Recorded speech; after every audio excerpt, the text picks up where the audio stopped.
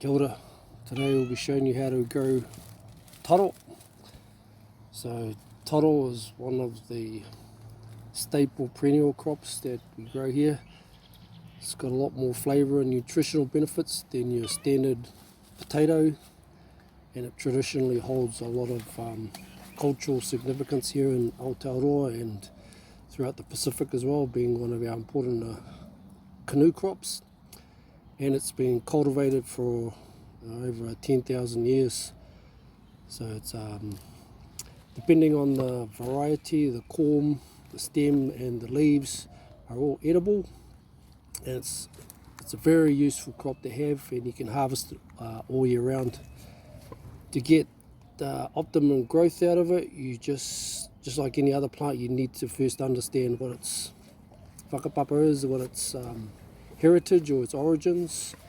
So in the wild, taro is usually found in tropical or subtropical climates, and they're usually in swampy, what we call repo, wetland areas, along streams, along lakes or rivers, very boggy soil. Doesn't mind having wet feet, and in the right conditions it can be quite invasive, with a bit of heat and a lot of moisture.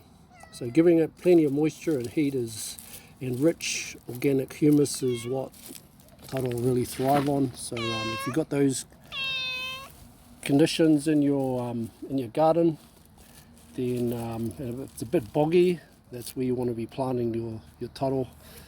You can grow it in flooded paddy fields, like where you get rice or lotus fields. And if you don't naturally have that kind of swampy habitat, then there are a few ways to create those conditions.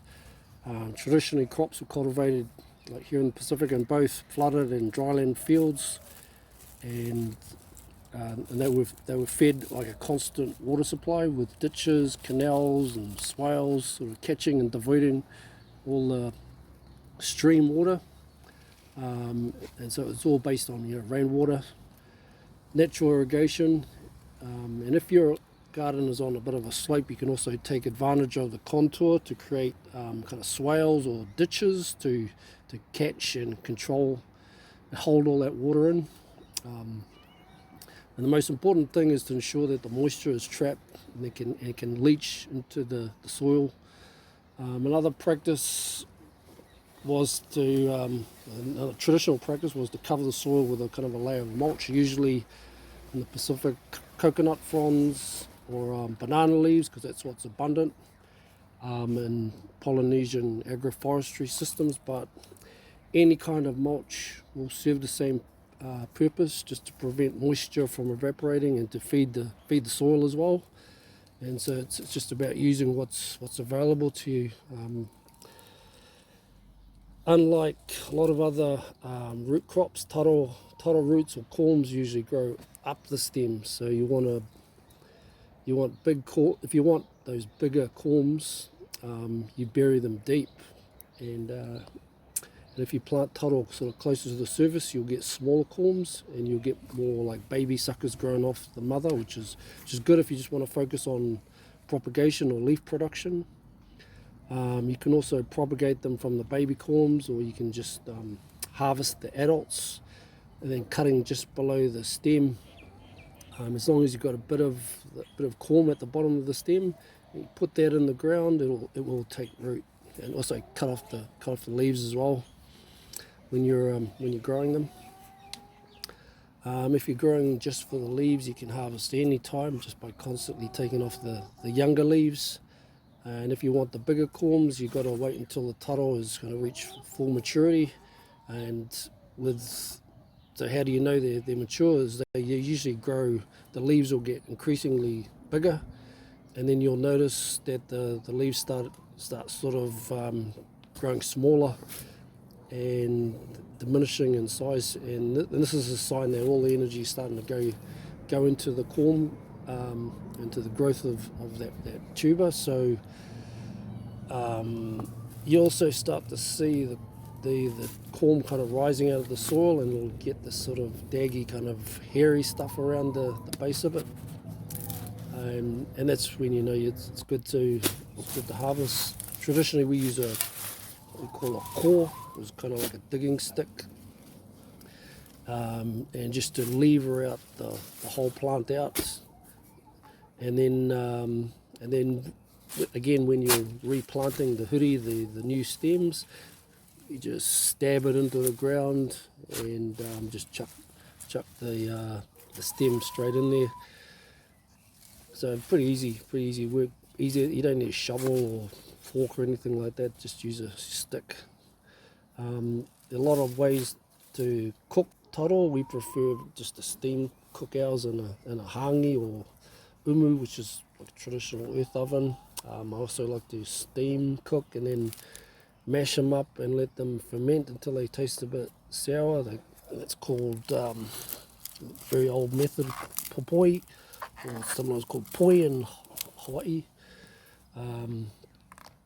But it's one of the ways that they used for the canoe crops, because they didn't have to refrigerate it. You just ferment it, and it'll just stay good for days, if not weeks, and it just becomes a little bit more sour. So it's a bit of a acquired taste, that one.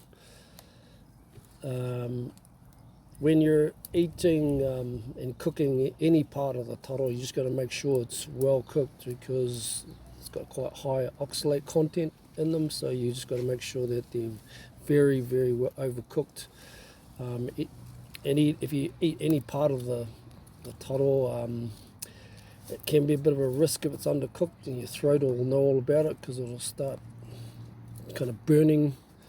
You'll have this burning sensation in the back of your throat. There's also, there's so many taro varieties, and just make sure you've got the edible ones.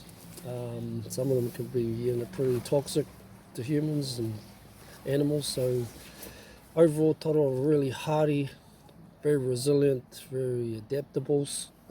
You can grow them in wet and dry. As long as they've got enough moisture, they'll be good. Enough heat.